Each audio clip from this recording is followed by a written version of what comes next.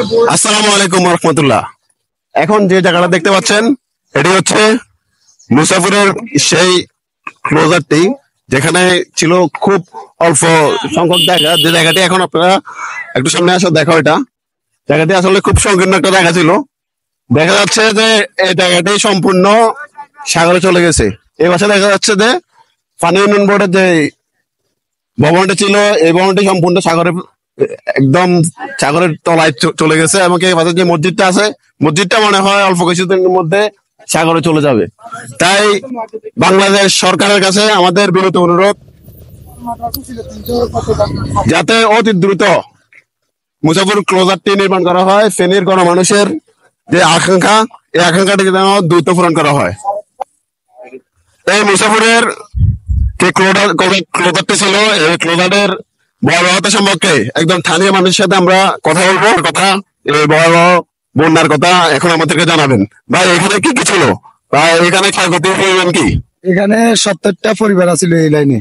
ওই 70টা পরিবারের ঘরটর সহ যেদিন ব্রিজ ভাঙছে বন্যার কারণে, ওই ভারতের পানির বন্যার কারণে ব্রিজ ভাঙার পরে পরে এরকম ঘর দুয়ার সহ গেছে গো। এখানে 350 মাদ্রাসা, 350 মতন ছাত্র আছিল। ওই একটা মাদ্রাসা ভাঙ্গি গেছে, একটা মসজিদ ভাঙ্গি যার পানি উন্নয়ন বোর্ডের দুইটা বিল্ডিং ভাঙ্গি গেছে, আর একটা এখন ভাঙ্গের দেখতেছেন এখানে। আপনাদের বাংলাদেশ সরকারের কাছে আপনাদের প্রত্যাশা কি? কবে নাগাদ আপনাদের এই ক্লোজারটি নির্মাণ হলে আপনাদের এই অঞ্চলের দুর্দশা লাঘব হবে?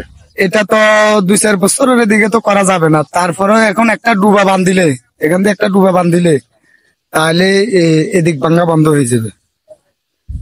এই অঞ্চলের গণমানুষের যে যাতায়াতের ব্যবস্থা